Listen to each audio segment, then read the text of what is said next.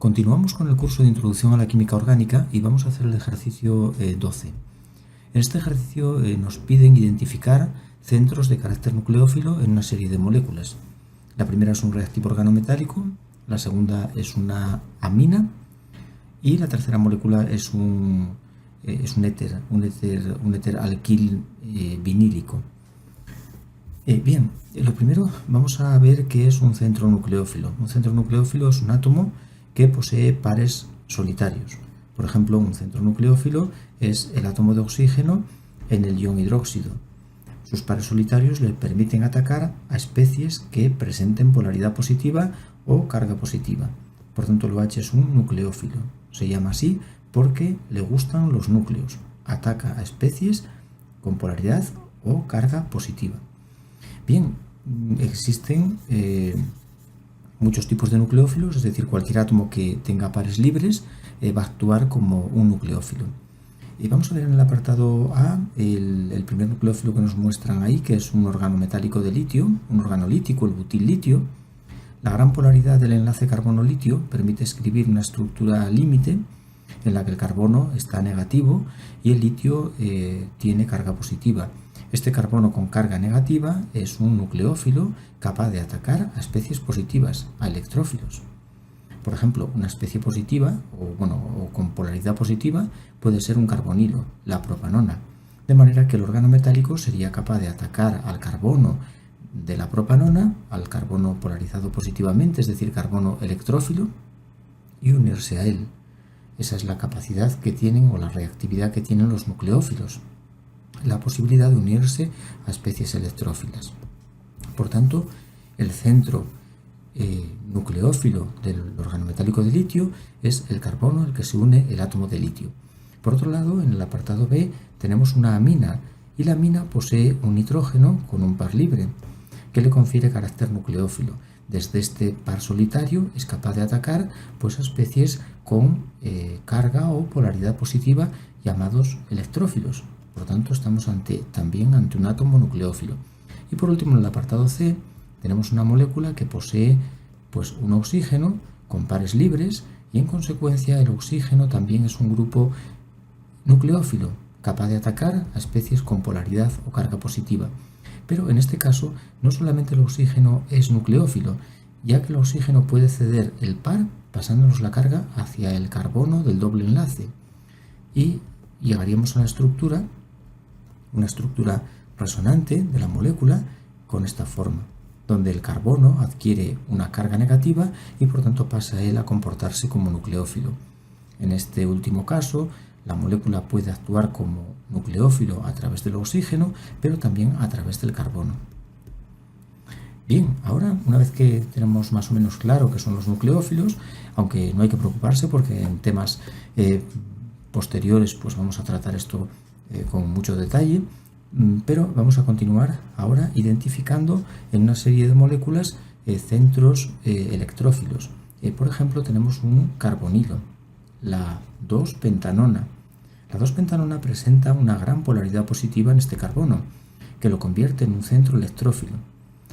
Eso se debe a que el oxígeno roba carga, y roba carga no solo por efecto inductivo, sino también por efecto resonante, lo que permite dibujar estructuras como esta, con separación de carga, donde claramente se ve que el carbono soporta carga positiva y por tanto es un centro electrófilo, lo contrario del nucleófilo, ahora está positivo.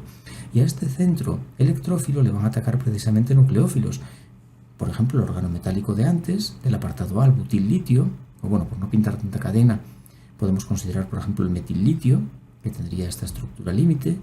Pues desde el carbono negativo del metilo atacaría el carbono positivo del carbonilo de la propanona y ambos se unirían, nucleófilo atacando a electrófilo.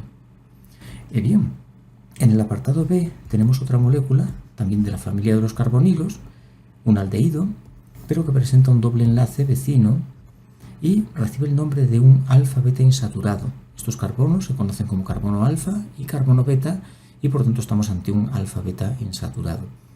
De nuevo tenemos el carbono carbonilo con polaridad positiva, debido a la posibilidad de pasar la carga hacia el oxígeno del enlace pi y esto nos deja una carga positiva en el carbono, posición electrófila que ya vimos en la molécula del apartado A.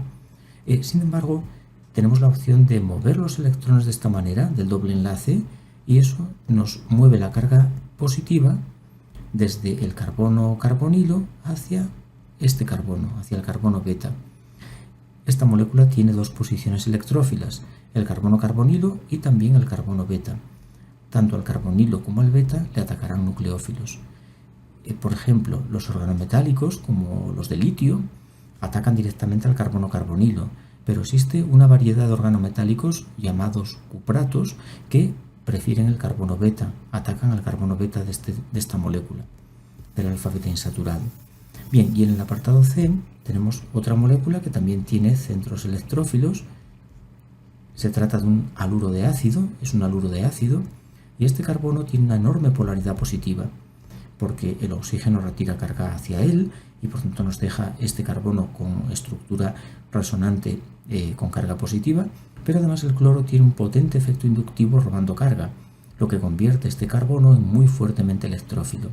Por otro lado, también este carbono del cloro también presenta una polaridad positiva importante y también es un centro electrófilo. Tanto a este carbono como al carbonilo le atacarán nucleófilos, pero especialmente al carbono carbonilo. Es un electrófilo mucho más fuerte el carbonilo del haluro de ácido que el carbono que tiene solamente el cloro. Bien, una vez que tenemos ya claro que son centros electrófilos, pues los centros nucleófilos atacan a los centros electrófilos uniéndose a ellos. Y aquí en el apartado C nos vamos a encontrar con moléculas que poseen de todo. Poseen centros electrófilos y centros nucleófilos. La primera molécula presenta un centro nucleófilo en el átomo de oxígeno. Ataca a electrófilos a través de los pares de ese átomo de oxígeno. Pero el doble enlace también es electrófilo. Es nucleófilo también es nucleófilo. También es capaz de atacar a los electrófilos. Los dobles y triples enlaces y también los anillos aromáticos tienen carácter nucleófilo, capaces de atacar y unirse a electrófilos. Por otro lado, en esta molécula, el hidrógeno, dada su gran polaridad positiva, podríamos considerarlo como un electrófilo, especie a la que los nucleófilos atacarán. Más bien los llamaríamos bases que lo arrancarían. Aquí tenemos de nuevo un organometálico, el cual pues tiene un claro centro electrófilo en el carbono, y después tenemos un grupo MgBr que es lógicamente electrófilo, nucleófilo sobre el carbono, y aquí un magnesio positivo que actúa como un electrófilo, aunque no tiene mucho interés en orgánica. Por otro lado, en el apartado C tenemos un éster unido a un benceno, el benzoato de etilo.